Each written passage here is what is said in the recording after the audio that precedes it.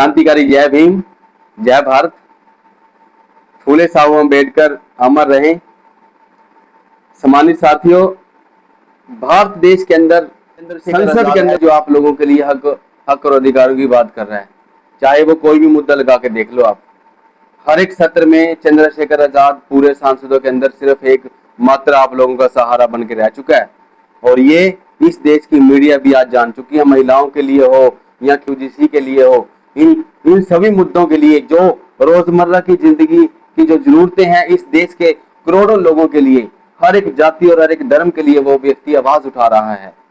मगर अफसोस इस बात का कि उसको भी एक जाति का टैग दे दिया गया है। एक आप कांशीराम जी को भी इन्होंने सिर्फ एक बहुजन समाज का नेता बता दिया था। ठीक इसी प्रकार मान्या बहन जी को भी इन्होंने दलितों का नेता बना दिया। मैं कहना चाहता हूं, आप लोग कब सुधरोगे? बाबा साहब डॉक्टर अंबेडकर को ये लोग नहीं मानते, तुम्हारे महापुरुषों को ये लोग नहीं मानते, जिन लोगों को उस वोट के अधिकार से आप किसी न किसी विधायक और सांसद को चुनते हो, और वो सांसद जाके आप लोगों के खिलाफ ही मुंह खोलता है। वहां पे जब आपके हक अधिकार की बात आती है तो वो अपने मुंह को बंद कर लेता है। वो इसलिए बंद कर लेता है क्योंकि उसको जिस पार्टी ने टिकट दी है वो उस पार्टी का कहना होता है कि अगर तुमने अपने समाज के लिए मुंह खोला तो आपका आने वाले समय में भविष्य जीरो होगा। तो मैं इसीलिए कहना चाहता हूं आप लोगों को, भाई चंद्रशेखर आजाद का साथ दो।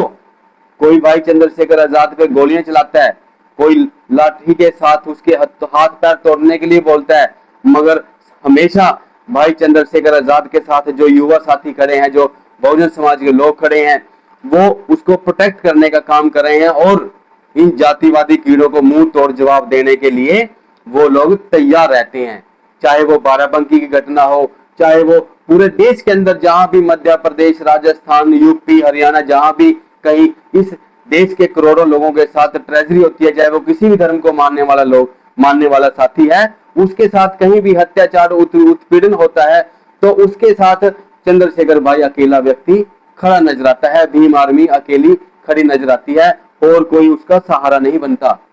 तो आप लोगों को भी इस रास्ते को अपनाना चाहिए। और भाई चंद्रशेखर आजाद जो बोल रहे हैं, मान्यवर साहब श्री कांशीराम जी भी यही बोलते थे। आप लोगों ने साहब श्री कांशीराम जी को खो दिया, अब दूसरा आपके बीच में एक व्यक्ति और आया है सेम विचारधारा का, बिल्कुल एक साथ की विचारधारा का, बाबा साहब को फॉलो करने वाला व्यक्ति चंद्रशेखर आजाद है। और उस व्यक्ति ने आप लोगों के हक हकूक के लिए आवाज उठाई है संसद के अंदर। नहीं तो आपको भी पता है इतने सांसदों के अंदर आपके लिए कौन आवाज उठाता है, ये आप देखो ना, संसद के अंदर आवाज कौन उठाता है। अब आरक्षण बिल को फाड़ देते हैं, कभी ये UCG बिल को फाड़ देते हैं, कभी ये महिला के खिलाफ ये लोग बिल लेके आते हैं जो बाबा साहब ने बड़ी जद्दोजहद से महिलाओं को बराबर का अधिकार दिया था, उसको भी इन लोगों ने पास कर दिया कि महिलाओं को सीमित कर दिया जाए। जो उनको आरक्षण बाबा साहब डॉक्टर भीमराव अम्बेडकर ने संविधान के दायरे में रह के उसको भी इन लोगों ने खत्म कर दिया। इन लोगों की मंशा को समझो और इन लोगों से दूर हो जाओ। जितना जल्दी आप लोग इस बात को समझेंगे, तब जब से सत्ता में BJP सरकार आई है तब से इन लोगों ने देश के पता नहीं कहां से इनकी सोच ये पनपी हुई है, कहां से ये लोग ऐसे सोच रखते हैं। और इन लोगों के जो पदाधिकारी हैं वो भी इस देश को टुकड़े करने में लगे हुए हैं। चाहे वो NRC का मुद्दा हो, चाहे वो किसान के खिलाफ का मुद्दा हो, चाहे वो इस देश के अंदर जो वक्फ बोर्ड की जो जमीनें हैं उनके खिलाफ बिल लेकर जो आए। बहुत सी ऐसी चीजें हैं जो इन लोगों ने इस देश को तोड़ने के लिए किया और इस देश को विभाजन करने के लिए किया। इन लोगों की जो सोच है वो लोगों के सामने उजागर हो रही है। और इनके जो खिलाफ जो चंद्रशेखर भाई आजाद है, जो संसद में बोलते हैं, जो आप लोगों की आवाज उठाता है चंद्रशेखर आजाद, मैं सलूट करता हूं ऐसे साथी को, क्रांतिकारी साथी को, जो बाबा साहब अम्बेडकर और फूले साहू जी महाराज को, साहब कांशीराम जी को पढ़ के और उनके विचारों को संसद के अंदर सबके सामने रखने का प्रयास कर रहा है और उसको लागू कराने के लिए भी वो पूरी जद्दोजहद कर रहा है। सम्मानित साथियों, आप सभी को पता है कि भाई चंद्रशेखर आजाद ने हरियाणा की बेटी को भी मान सम्मान दिलाने के लिए, जो खेल में बच्चियां थी उनके लिए भी उन्होंने आवाज उठाई संसद में। कोई और सांसद जितने आवाज उठाई नहीं उठाई। आप लोगों को समझना होगा, आप लोगों को जानना होगा कि आप लोग दुश्मन कौन है। सम्मानित साथियों, मान्यवर साहब श्री कांशीराम जी ने कहा था, ये जंग तो हम कभी की जीत जाते, इनका जो पहरेदार हैं, इनके सामने जो खड़े हैं वो हमारे अपने ही लोग खड़े हैं जो बीसी और ओबीसी में आते हैं। इन लोगों को पता नहीं क्या ऐसा धर्म के नाम की क्या अफीम चटा रखी है कि ये लोगों को अपने इतिहास का ही नहीं पता। बाबा साहब अम्बेडकर कहते थे कि जो व्यक्ति अपना इतिहास नहीं जानता वो कभी देश पर शासक नहीं बना सकता, वो कभी शासक जमात नहीं बन सकता। बाबा साहब की ये विचार थे, लेकिन आप लोग किसी दूसरे को बड़ा करने में लगे हुए हैं। आप लोग बाबा साहब के द्वारा जो दी वोट थी, उस वोट को किसी दूसरे को दे करके वोट को राज्यसभा विधानसभा में भेजने का काम करते हैं, और आपके ही हक और अधिकारों को वो कुचलने का काम करता है। सम्मानित साथियों, आज से ही नहीं, सदियों से यही होता आ रहा है। आप इतिहास उठा के देखो, इन लोगों ने आप लोगों के बड़े बुजुर्गों के साथ क्या किया। क्या वो आप लोगों के हक और हकूक को क्या वो सुरक्षित करेंगे? नहीं करेंगे। इस बात को जितनी जल्दी आप लोग समझेंगे उतना आप लोगों के लिए फायदा होगा। सम्मानित साथियों, महापुरुषों को पढ़ो, महापुरुषों को जानो, मगर आप लोग पढ़ते ही नहीं हो महापुरुषों को। उनको जानोगे तभी तो आप लोग क्रांति की इस दिशा के अंदर अपने महापुरुषों की जो बताई हुई बात है उसको अमल में लाके अपने लोगों के लिए लड़ोगे। बाबा साहब को क्या जरूरत थी? अपना पूरा परिवार कुर्बान कर दिया। साहब कांशीराम को क्या जरूरत थी? उन्होंने अपना परिवार नहीं बसाया। बहन जी को क्या जरूरत थी? आप लोगों के लिए जद्दोजहद करती है। भाई चंद्रशेखर आजाद को क्या जरूरत थी? उनके पिताजी जो है वो एक सरकारी मुलाजिम थे, वो आराम से घर चलाते अपना? नहीं। वो किस लिए? क्योंकि उन्होंने बाबा साहब अम्बेडकर को पढ़ लिया। ये ठीस यहाँ भी है, इस दिमाग इस दिल के अंदर भी है ये ठीस, क्योंकि मैंने बाबा साहब को पढ़ा। मैं चाहता हूं कि मेरा समाज अपने हक और अधिकारों के लिए लड़े। वो एक हर आम से आम आदमी को मिलते हैं। भारत का संविधान ये एक किताब ही नहीं, इसके अंदर आप लोगों के लिए बाबा साहब डॉक्टर अम्बेडकर ने वो हक और अधिकार दिए हैं, मगर आप लोगों को इस्तेमाल करने नहीं आते, आप लोगों को अधिकार छीनने नहीं आते। बाबा साहब अम्बेडकर ने कहा था, अधिकार और हक मांगे नहीं जाते, छीने जाते हैं। जिस प्रकार से मान्यवर साहब श्री कांशीराम जी ने अपनी 4 बार सरकार बनाई और यूपी के अंदर अपने लोगों को हक और अधिकार से जीने का अधिकार दिया, उनको खाट पे और उनको कुर्सी पे बैठने का अधिकार दिया।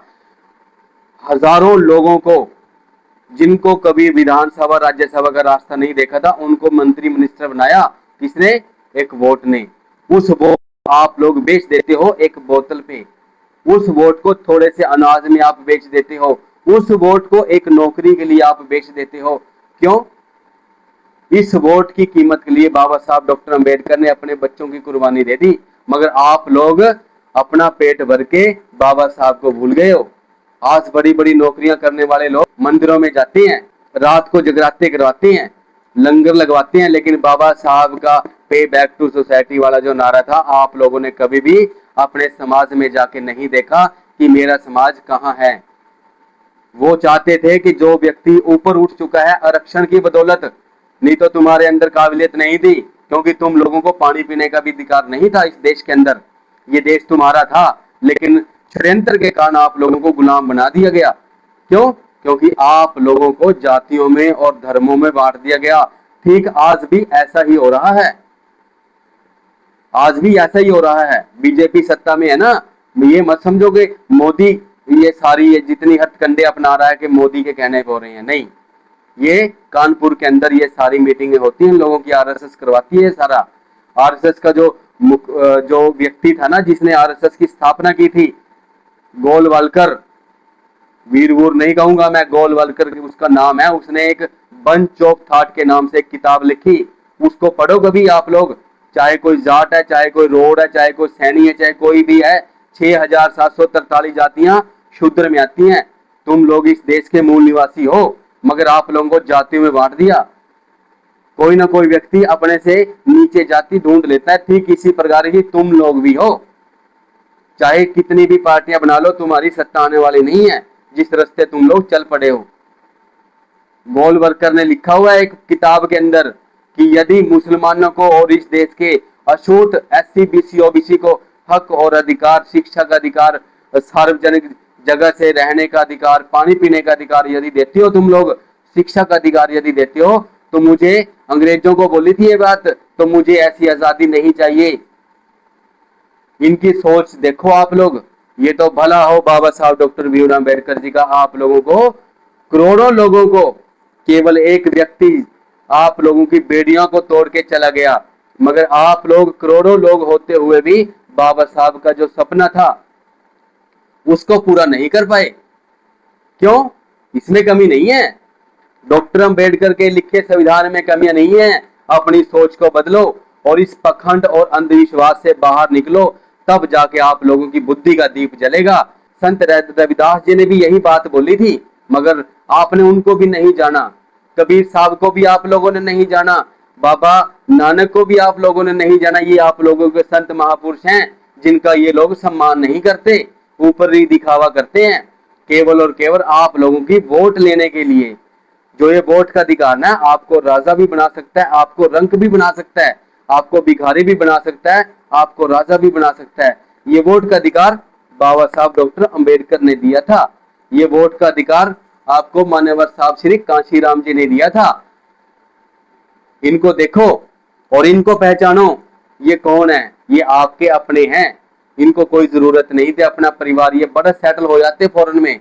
को बाबा साहब अम्बेडकर को फॉरेन में सिंबल ऑफ नॉलेज कहा जाता है, सूर्य की उपाधि कहा जाता है इनको भी। ये सूर्य की तरह पूरे भारत को रोशनी देते हैं, मगर आप लोग नहीं जान पाए बाबा साहब अम्बेडकर जी को। ये हमारे लिए ना भगवान हैं, ये हमारे भगवान हैं, ठीक है ना, मगर आप इनको नहीं मानते। सिर्फ जयंतियों तक इनके ना जो जन्म दिवस है वहां तक सीमित कर दिया आप लोगों ने इनको। इनको कभी नहीं पढ़ा, क्योंकि अगर पढ़ जाते तो एक चीज होती माइंड में, दिमाग में एक चीज होती कि मैं अगर अच्छी नौकरी लगा हूं, मैं अगर अच्छा बिजनेस कर रहा हूं, तो मैं पीछे जाके अपने गांव में, अपने समाज में जाके देखूं कि मेरा समाज आज कहां रह रहा है, मेरे समाज को किस चीज की जरूरत है, मेरा समाज मेरे से क्या मांग है, मेरा समाज को मैं दे सकता हूं। आप लोगों को सोचना होगा। साथियों, साहब की कुर्बानी व्यर्थ न जाने दें, मान्यवर साहब श्री कांशीराम जी की कुर्बानी को व्यर्थ न जाने दें, मान्य बहन जी की कुर्बानी को व्यर्थ न जाने दें। ठीक उसी प्रकार भाई चंद्रशेखर आजाद आपके बीच में आके आपके हक और हकूक की लड़ाई लड़ता है, और उसका साथ दो, उसको मजबूत करो, क्योंकि बीसी और ओबीसी लोग समझ गए हैं कि भाई चंद्रशेखर आजाद मान्यवर साहब श्री कांशीराम जी की जो विचारधारा थी उसको लेकर चल रहा है, इसलिए भाई चंद्रशेखर आजाद मजबूत होता जा रहा है, और आपके हकों की रक्षा चंद्रशेखर आजाद ही कर सकता है।